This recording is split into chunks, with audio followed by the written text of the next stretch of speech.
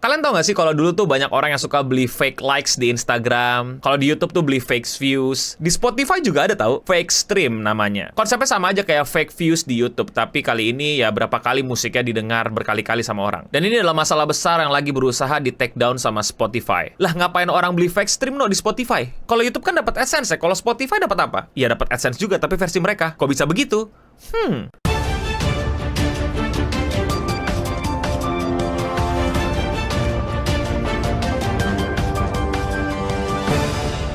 Spotify sudah jelas menjadi sebuah brand yang menjadi top of mind di otak banyak orang di dunia tentang streaming music. Kalau kalian mau dengerin musik, ya Spotify. Kalau kalian mau cari artis, ya Spotify. Kalau kalian mau pamer-pameran playlist, ya Spotify. Ini adalah sebuah pencapaian yang harus kita apresiasi dari sebuah aplikasi yang hampir bisa membunuh quote-unquote radio. Yang dimana dulu orang kalau mau dengerin musik itu harus nyetel radio di mobil, harus nunggu diputerin lagunya, harus request dulu di radio-radionya. Sekarang kalian bisa pilih sendiri di Spotify kalau ada. Bahkan dulu kalau misalnya orang mau puterin lagu tertentu, orang itu harus beli kasetnya, harus beli CD-nya, terus diputer manual gitu di alat pemutarnya. Sekarang kalian tinggal cari aja di Spotify. Bahkan di generasi gue ini udah rahasia umum gitu. Banyak yang suka download MP3 ilegal di LimeWire. Tahu nggak lo LimeWire? Kalau nggak tahu ya berarti yang tua gue doang emang.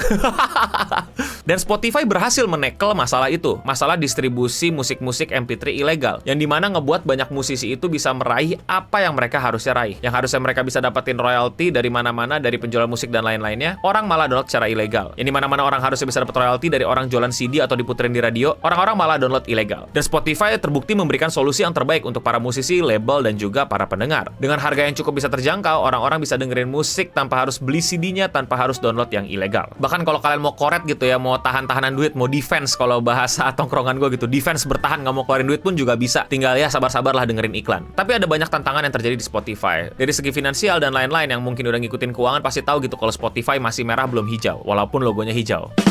Tidak lucu ya tapi gue nggak mau ngebahas versi lucunya, dan gue juga tidak mau ngebahas pembukuan mereka atau finansial mereka. Gue mau ngebahas tentang fake streaming, sebuah masalah yang benar-benar terjadi di dunia industri musik. Sebenarnya gue udah tahu ini dari lama, dari jauh-jauh hari sebelum COVID. Teman-teman gue kan banyak yang musisi, seperti di video gue yang ini yang gue ngomongin selera musik. Gue tuh sering ngobrol sama teman-teman gue yang musisi, dan mereka juga curhat dan sering konsul ke gue tentang gimana nih penyebaran musik mereka di sosial media dan lain-lain. Gue tuh tahu dari mereka kalau banyak banget artis-artis, musisi, bahkan label itu beli fake stream. Fake stream itu apa ya? Semacam orang yang bener-bener nggak ada itu, kayak robot atau kayak mesin yang cuman mengenerate musiknya di play terus biar angka viewsnya nambah, biar mungkin masuk top chart dan lain-lain. Tapi itu ternyata bukan orang yang beneran suka dengerin. Itu adalah pemalsuan. Itu adalah fake. Maka disebutnya fake stream atau fake views kalau di YouTube. Dan hal ini tuh udah terjadi masif dan terstruktur dan di mana-mana, nggak cuma di Indonesia tapi di seluruh berbagai macam belahan dunia. Bahkan sampai ada pabrik fake stream. Ini cuplikan dari beritanya. This is what a streaming farm looks like, aka the black market of the music industry. It's how some musicians and labels distort reality to push their tracks to the top of the charts and earn more money. Seperti yang kalian lihat, udah jadi kayak pabrik, udah jadi kayak mesin. Banyak smartphone di situ ditaruhin, dipasangin wifi untuk ngeplay musik-musik pesanan orang. Seluar biasa itu, semasif itu, dan sengeri itu prakteknya. Terus tadi dia bilang earn money, emang dapat duit? Yes, dapat duit. Buat kalian yang belum tahu, kalau kalian seorang musisi atau label yang naruh musik kalian di Spotify, kalian itu dapat uang dari berapa banyak orang yang memutar, men-streaming atau mendengarkan lagu-lagu kalian. Jadi makin banyak orang yang dengerin lagu kalian, makin banyak orang yang streaming, makin banyak duit yang masuk ke musisi atau label. Disebutnya ya royalti. Nah, masalahnya yang dengerin ini ternyata palsu. Yang dengerin ini ternyata bukan beneran orang. Ke orang yang lagunya sebenarnya nggak didengerin sama banyak orang, tapi didengerin sama para robot atau diputar begitu aja pakai fake stream. Tapi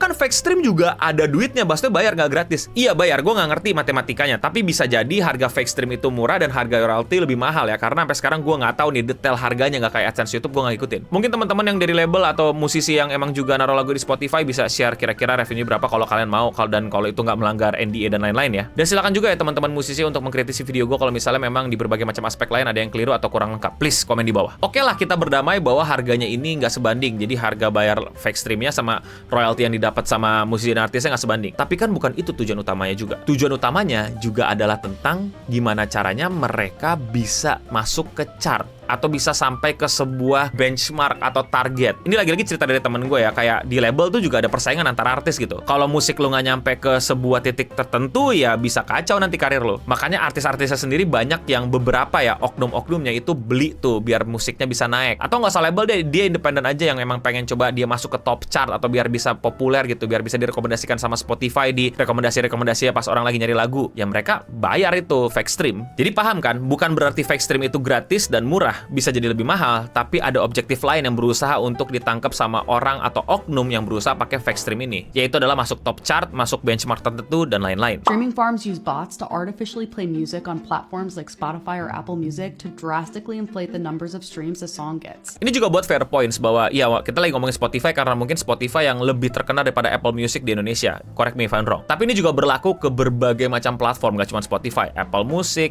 Joox, atau mungkin YouTube Music dan lain-lain. Ada aja main farm botnya kayak gini. In March, a man in Denmark was sentenced to 18 months in prison for getting music streaming services to pay him $290,000 in royalties for fake streams. $290, tar, 291.23 USD to IDR. 4 miliar? Lu dibayar 4 miliar berhasil dari ngefarming fake stream. Dan ini terjadi di Denmark. Untung ketangkep. Ini yang ketangkep, yang gak ketangkep gimana ayo? Wah, kacau banget ini. 4 miliar dibayarin dari modal fake streaming doang. 2019 Rolling Stone article, Hopeless Records founder Louis Posen claimed this illegal practice potentially steals $300 million a year from artists with legitimate streams from real fans. Ini adalah poin yang dimana ngasih tahu kalau ini juga bukan merugikan Spotify atau platform streaming lainnya, tapi juga para fans dan para musisi. 3-4% traffic yang masuk itu adalah bot alias tidak asli. Pulling 3-4% of all streams, but that estimate is much higher now. A 2023 analyst report from the Financial Times found that up to 10% of all music streams globally are fake. Oh my god, 3-4% tadi tuh tahun-tahun sebelumnya, dan di 2023 sekarang sudah sampai sekitar 10% traffic yang masuk untuk musik-musik yang didengar itu bukan didengarkan sama orang sesungguhnya, tapi sama bot. Matters because there's a pool of money that streaming platforms distribute to the rights holders of songs. So when an artist is faking those streams, they're taking money out of that pool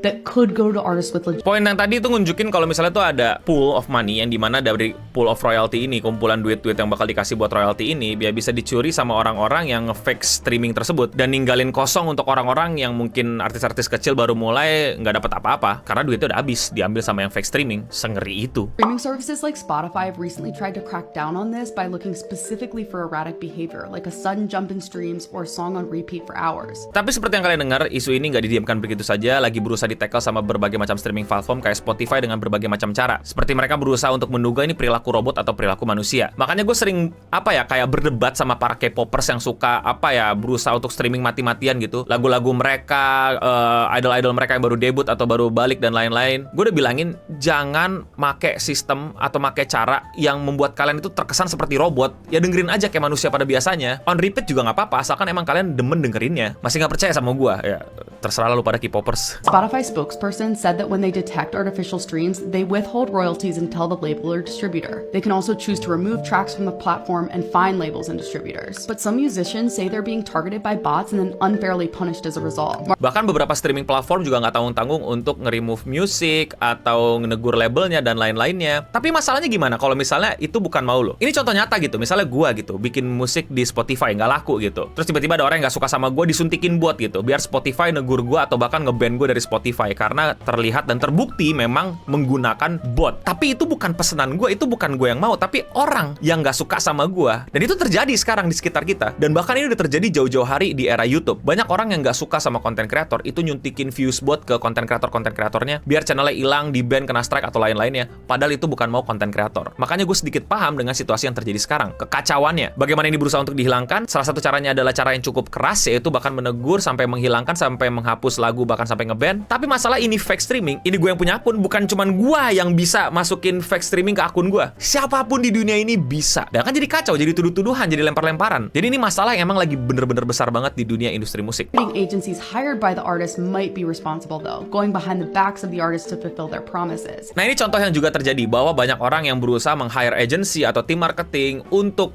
semacam membantu penyebaran musik mereka atau album mereka atau lain-lainnya. Dan si agency ini kayak lazy aja gitu, ya udah kita bayarin aja streaming bot dan lain-lain diam-diam gitu. Susah ngecek ya, susah ngetahuin ya. Ini bener-bener mesti apa ya, mesti tim khusus lagi nih untuk menjalankannya. Dan itu adalah hal yang menurut gue ya, sebagai yang kerja di dunia marketing dan sosial media juga cukup tercoreng gitu reputasinya. Seakan-akan kerjaan gue ya cuman bayarin bot orang, bayarin fake stream, fake views buat konten-konten orang. Padahal nggak gitu kerjanya. Tapi ada loh oknum-oknum agency yang melakukan itu. Dan ini contohnya, ini udah berita yang ngomongin. Somehow people are continuing to steal from the royalty pool, which is already too small and meant for artists with real fans. And with advancements in AI, who knows what the scale of this issue could actually be now and in the future. Dan ya bener, gimana nanti kalau misalnya sudah ada AI? Wah, bisa disetting tuh fake botnya jadi punya behavior kayak human dan lain-lain. Wah, kacau. Terus solusinya gimana bang? I don't know.